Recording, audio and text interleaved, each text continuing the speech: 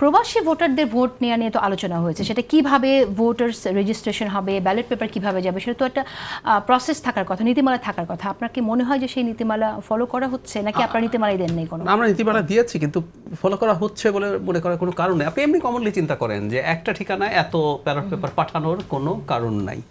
Even ইসিও, আমি জানি না ইসি শেষ পর্যন্ত একটা ঠিকানায় পাঠিয়েছে কিনা, নাকি সেটাও বিভিন্ন জায়গা থেকে এনে এক জায়গায় রাখতে হতে পারে, কিন্তু এটা তো আসলে একটা একেবারে গোপন জিনিস। আপনার আপনি যে যখন ভোট দেন, আসলে আপনি তো একটা গোপন কক্ষে যান, সেখানে গিয়ে যান, এসেও থাকতে পারে। কিন্তু আমি যে কথাটা বলছিলাম যে শেষ পর্যন্ত ওনারা কি নীতিমালা করেছে আমরা নিশ্চিত, কারণ আমাদের বহু নীতিমালাই তারা গ্রহণ করেননি। স্বতন্ত্র প্রার্থী হওয়ার জন্য যে পরিমাণ পরিশ্রম করতে হয়, এটা অত্যন্ত অন্যায় একটা নিয়ম। আমরা এটাকে অত্যন্ত সিম্পলিফাই করে দিয়েছি। রাজনৈতিক দল রেজিস্ট্রেশনের জন্য মানে তারা কিছুই রাখেননি। আচ্ছা ডাক্তার জান, আমি একটা প্রশ্ন করি, কারণ আমাদের দেশে হয় কি একই ঠিকানায় অনেক শ্রমিক কাজ করে। আমি জানি না বিষয়টা, কিন্তু জাস্ট বলছি, ধরেন একটা মালিকের অধীনে ধরেন 400 বাংলাদেশি শ্রমিক কাজ করে, সেটা হলে হতে পারে। সে যদি ঠিকানা ওইভাবে দেয় যে ওই ঠিকানায়, তো ওই 400 ব্যালট এক ঠিকানায় যেতে পারে।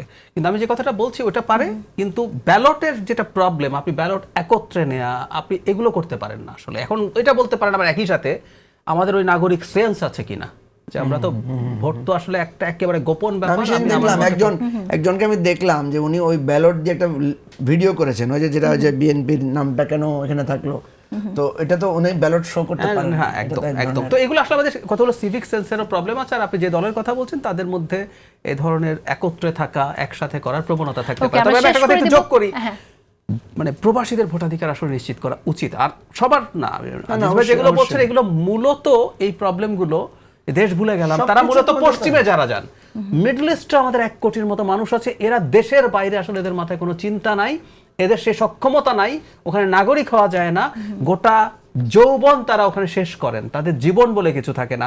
বৃদ্ধ অবস্থায় দেশে আসেন, বৃদ্ধ না আসলে মধ্য বয়সের পর আর কাজ করতে পারেন না। এবং আমরা জানি কিনা জানি না, ইয়াংরা কাজ করতে যায়, কিন্তু ওখানকার মর্টালিটি রেট আমাদের চাইতে বেশি।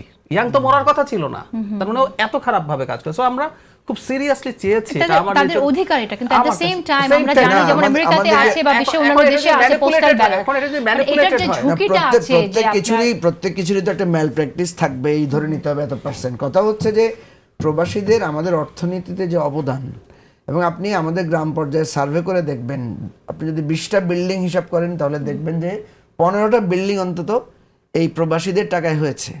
আপনি যদি সেখানে বাজার ঘাট, মার্কেট, একটু উন্নয়ন দেখেন, ম্যাক্সিমাম প্রবাসীদের অবদান। কথা হচ্ছে যে কথাটা আমাদের আজিজ ভাই বলেছেন যে আমাদের প্রবাসীদের মধ্যে স্বার্থপর প্রবাসী তো থাকতেই পারে, এটা তো আমাদের সমাজে নাই, রাষ্ট্রে নাই। আমাদের রাষ্ট্রে এত চুরি করে কে? আমার দেশে যারা বসবাস করে তারাই তো করে।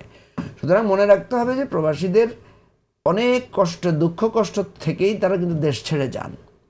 কিছু কিছু লোক আরাম করতে যান বা কিছু কিছু লোক ভুলভাবেও যান, সেটা কোনো সন্দেহ নেই, কিন্তু অমানসিক পরিশ্রম, স্বজনকে বাদ দিয়ে যেটা করেন, এই প্রবাসীদের কাছে বাংলাদেশের অর্থনীতি ঋণী, এবং এটা আমার মনে হয় এই ঋণ আরো লম্বা সময় ধরে চলতে